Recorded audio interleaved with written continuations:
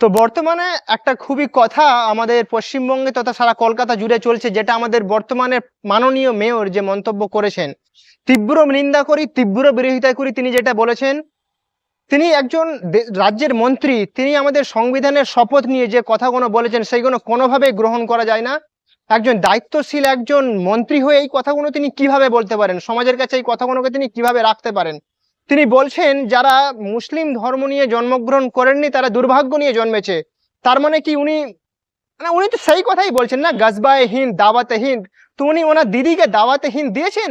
উনি ওনার দিদিকে, ওনার দলের নেত্রীকে গজবায়ে হিন্দ দিয়েছেন? উনি তো এখনো দেননি, ওনার দেওয়া উচিত।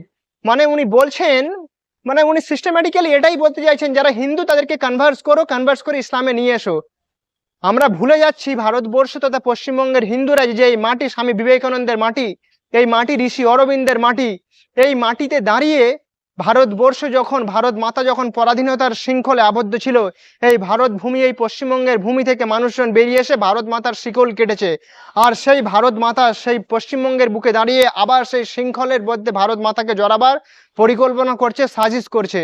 তো পশ্চিমবঙ্গের সমস্ত হিন্দু জনগণের, নারী পুরুষ নির্বিশেষে, আবাল বৃদ্ধ বনিতা নির্বিশেষে এখন আমাদের উচিত রাস্তায় নামা এবং এই যে সাজিশ, এই যে পরিকল্পনা আমাদের বিরুদ্ধে চলছে, পশ্চিমবঙ্গের বাঙালি হিন্দুদের বিরুদ্ধে চলছে, তার বিরুদ্ধে আমাদের রাস্তায় নেমে তীব্র বিরোধিতা করা উচিত। এবং এক্ষুনি এক্ষুনি ওই ওই নিন্দুক, ওই মিথ্যাচারী, ওই আমাদের যে মেয়র আছে তার এক্ষুনি পদত্যাগের জন্য আমরা দাবি করছি।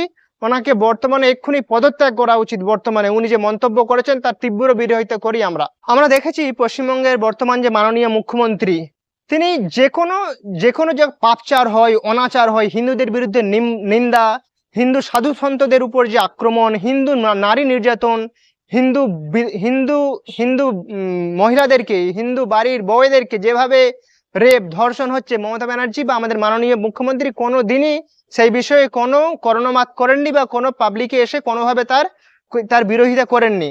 আমরা দেখেছি দিদির দলের মন্ত্রী আব্বাস উদ্দিন সিদ্দিকী, তিনি 2020 সালের 10ই জুন আল কায়দার জঙ্গিদেরকে ইনোসেন্ট আখ্যা করেছেন। দিদির দলের মন্ত্রী তথা এমএলএ হুমায়ুন কবির, উনি বলছেন 30% তোমরা এখানে, আমরা 70% তোমাদেরকে কেটে 2 ঘন্টার মধ্যে ভাগীরথীর জলে ভাসাবো। দিদি কোনো মন্তব্য করেননি। দিদির দলের আরো দিদির যে মাননীয় বর্তমানে আমাদের মহানগরিক, তিনি বলছেন দাওয়াতে ইসলাম, যারা ইসলাম নিয়ে জন্মগ্রহণ করেনি তারা দুর্ভাগ্য। দিদির কোনো মন্তব্য করেনি। তার ফলে যারা অনাচার, যারা দুরাচার, যারা হিংস্র প্রকৃতির মানুষ, যারা যারা সমাজে দস্যু প্রকৃতির মানুষ, দিদি সবসময় তাদেরই সাপোর্ট নিয়ে থাকে। দিদি সবসময় তাদেরকে এক ছাতার তলায় নিয়ে আসার চেষ্টা করে।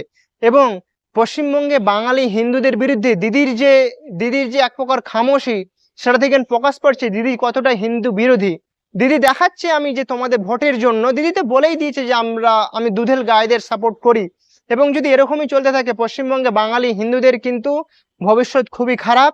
এবং যেভাবে দুরাচার চলছে পশ্চিমবঙ্গে হিন্দুদের ওপরে, হিন্দুরা যদি এখনো পর্যন্ত না ওঠে, না জাগে, এবং যেভাবে যদি জেগে ঘুমোয়, তাহলে কিন্তু বাঙালি হিন্দুদের, বাঙালি মা বোনেদের দিন খুবই খারাপ আসছে।